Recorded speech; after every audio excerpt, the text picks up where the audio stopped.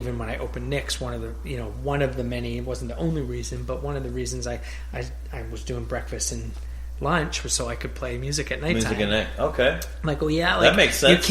I can't have weekend nights off. Well, I'll just make my own reality. Yeah, I'll just make my own reality. I'll make a restaurant that is only open in the morning and at lunch, so I can play at nighttime. And I had this big plan, like I'm like, this is gonna do, and then you're like, well, wait a minute. If we were open for breakfast, my ass is gonna get up at 5:00 in the morning. Yeah. And I was just that's burning. When the show ends. Yeah. Like, man, that was crazy. And thank God I was in my early 20s. But I don't know. It was just like, it was tough. But and Nick's really took off. And there were times where I was just like, okay, am I going to do this? Am I going to quit? And I put these. I have a tendency to do this, right? I build these realities in my mind, like trying to see things out, and I make them so much more. I don't want to say severe, but like intense, and they have to be. And be like, okay, if I do this, this and this is going to happen, or this and this could happen, and and I'm like, I grew up like no money. We had no money. Yeah. We were like definitely one of the less fortunate financially resourced families in the area, and my parents worked so hard to keep us there and to put us in that school system and to give us all the things that we needed. But it was very evident to me, and that we didn't have a lot. And I was on.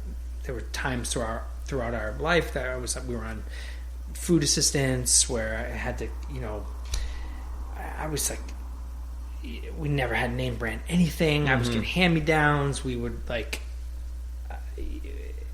especially as a teenager, and it's so awful that kids get like that. It's like, no name brand this, no name brand that. I was like stealing things out of the lost and found just to have like a Champion sweatshirt, or to have like a decent pair, like a name brand pair of sneakers, or like, anyway, like, as I got old, and I worked all through high school. Like I was a janitor at a nursery school. I worked the summers at a summer camp. I would dishwash. I would do I was working all the time. How old were you when you got the dishwashing job your sister got you? I was probably 13 or 14. 13, 14? I was probably 14. How long did you stay there? I was there for on and off, I think, for over a year. Did you dishwash only, or did they let you? That was dishwashing only. Uh-huh. My next gig, which was the reason I left there, was at the summer camp. It was a Boy Scout camp, and I was started off as a dishwasher. I was there as a camper. I had been going as a Boy Scout. Scouting was a big part of my life. I was there as a camper, and they needed staff. I was like one of the camp directors had asked me, like, hey, what are you doing for the rest of the summer? Do you want to? Would you be interested in working here? And I was like, yeah, fuck yeah, like absolutely. Like I got nothing going on, and I called my parents. I asked them, and like literally, I just fucking stayed there, like for the summer. Oh, that's fucking cool. And I was working in the kitchen, washing dishes, but then pretty soon, it's literally like it was like a chef and all teenagers, like like we're feeding 400, 500 people at a clip. Like, and do you remember who that he's chef trying was? to, Mike Ramos. I'll never forget him, man. Never forget him. How old was he? I would say at that time, he must have been in his probably late 20s or early 30s, I would say, if I had to guess. What a cool dude, man. And that summer was pivotal musically for me, too, because he had a CD player, and in between when there weren't people in the mess hall, he would listen to his, and he's had like the Gin Blossoms, Pearl Jam's first album, Live, like we were like playing CD, and he would let me play CDs. Oh, that's cool. And so I was like really getting to listen to music, and I'm out in the fucking woods, like, and then he realized that I was like, there were some real like, guys that shouldn't have been in the kitchen, and he just kind of realized pretty quickly that I had a decent head on my shoulders, and that, so he would like give me shit to do, and I'd end up, prepping or doing things, and he's teaching me how to make salad dressings and how to make,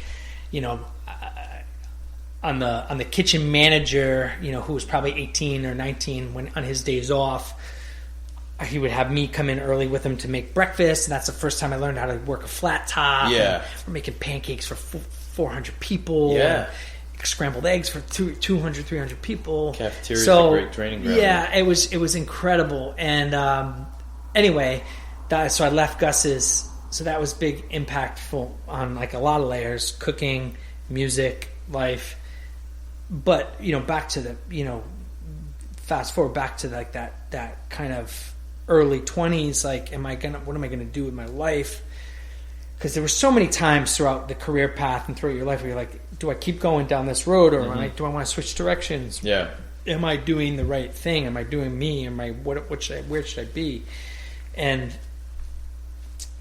there was this fear about, not that the restaurant business was guaranteed, but it's a paycheck every week. Yeah. There was a guarantee. I was able to have a steady paycheck, right? And it wasn't a great paycheck, but it was steady. And there was a fear inside me about going back to being poor, know?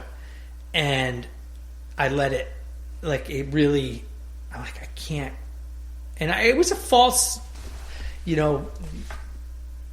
I guess I was creating a false narrative in my mind, but not entirely untrue, but like, so it was like I was like, this is like, if I do this, then I might be like risking everything, know, like can I live out of a van? Can I live without a paycheck? How am I going to pay for this? How am I going to pay for that? Like, how am I going to pay my bills, my college loans, and I'm like, I can't go all in, I can't. I just couldn't bring myself to, even though I wanted it, like to be without a job. I would have felt like a failure. Exactly. Yeah. And I allowed that fear of not even of being a failure, because I wasn't afraid of like failing at things. Like I was 22, 20 or 23 when I opened up Nick's. Mm-hmm. I bought a house when I was 22, like when I had no money. Like I did, like I've been a risk taker, my whole life. But there was the perception of being a failure and making a bad decision ate at me to the point where I just couldn't make that jump. And I just said, no, I'm going to keep cooking and hopefully build up enough steam and money, and like maybe I'll do it this way and I can do both. And I just couldn't, I couldn't maintain both, but I always have been into both and trying to do both. And I realize now, like, I don't have to make a decision. I don't ever, cooking and music, they're going to be with me for the rest of my life. Yeah. And just, I don't have to like be all in on one or all in on the other. And sure. I'll have, and even when when I was gigging a lot, it was like, that was work. It was like it's like when you're working in the kitchen so much that, like, yes, there are parts of the cooking that you still will always love, but when it becomes work and hard and like stressful and not fun, it becomes not fun. And like, you don't always want to do that for fun anymore because it's fucking work. You need an escape. And music is the same way. Anything is the same way. Like, it's like when you start doing your passion as a vocation, like, it doesn't mean that it can never be fun, but there's a whole other side to it. Yeah. Like, we got to get paid, we got to book gigs, we got to, like, the business side of things becomes can also be stressful, and you're like, okay, like, everything's like this. It's not just cooking. It's not just everything cooking, in life. And like, even if you're dead poor and not have a career, it's still, shit's still rough. So it's still rough. It doesn't matter. You still have shit everyone to just do. has different problems. Yeah, but everyone has problems. And as you're young, and when you're young, you kind of, again, like, it's like you have those experiences that give you the perspective. You hope give you that perspective. For sure. So this chef, he tells you, take this seriously, and you do. And I do. And then, do you still harbor resentment towards him, or I love him. Absolutely. Who is he? I love him. His name is Casey Riley. He's now like the director of the Newport restaurant. Oh wow! Yeah. Okay, got you. But he was my chef, and I still call him chef when I see him. And he says, "Don't call me Casey." Yeah. I mean, that respect never leaves. It never leaves. Yeah. I love him. He was such a huge pivotal figure in my life, but he wasn't afraid to have those hard conversations with me, and because he cared about me and because he wanted me and he saw things in me, and and again, man, being in a kitchen then is very different from being in a kitchen now. Everything's evolved and for the better in many ways, in terms of communication styles and just lifestyles and expectations. And he's been a very close friend and mentor since we parted ways, and he moved on and became the executive chef at Castle Hill. I almost went with him there. At that time, it was just a singular property for that company, and he just transformed that whole company, and took his life in a different direction, and had his own path and his own story. But I ended up staying at the Agora and becoming the sous chef, and then the chef there for 2 years before I left there. And how long altogether? I was there from 96 to 2001, so about 5.5 years, Gotcha. Almost 6 years. What prompted you leaving?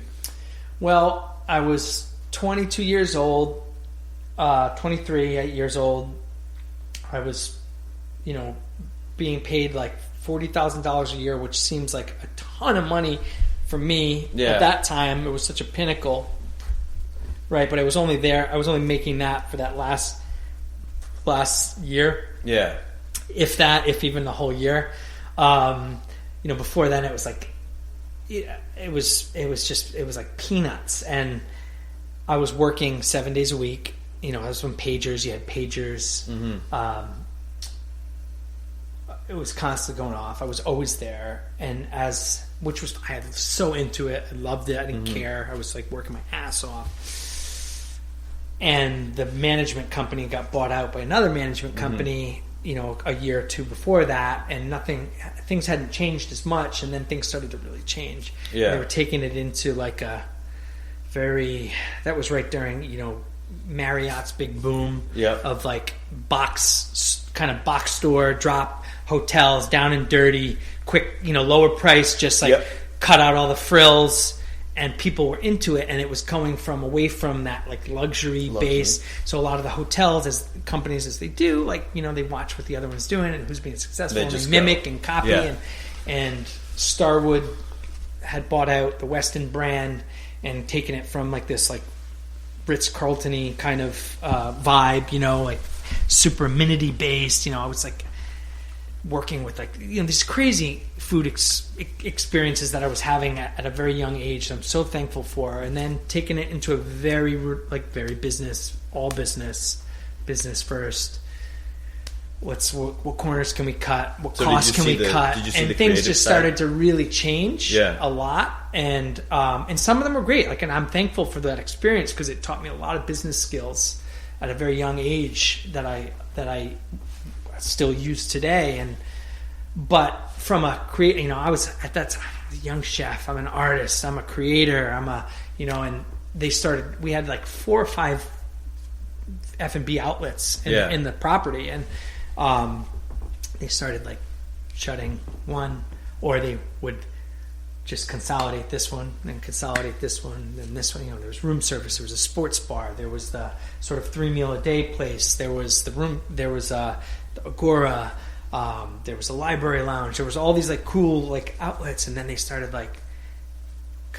shutting it down, consolidating, leaving the venues open, but then getting rid of staff or being this and this and this, and then they started to put all these things on my plate, and I was writing room service menus, I was doing all the VIP banquet superstar banquet stuff, menus, and executing them, and the executive chef or the F&B director would come over the line on a Friday night and be we'd have 120 on the books, and he'd be oh, can you guys just come over here and help them plate this wedding or this, and then because they had just sent 4 of the people home for cut hours, just to cut hours, and that which is fun, I'm such a team player. I was doing whatever, but these things kept happening and happening, and next thing you know, they had let go of the banquet staff, the chef. They let go of the cafe chef. They're like, well, you have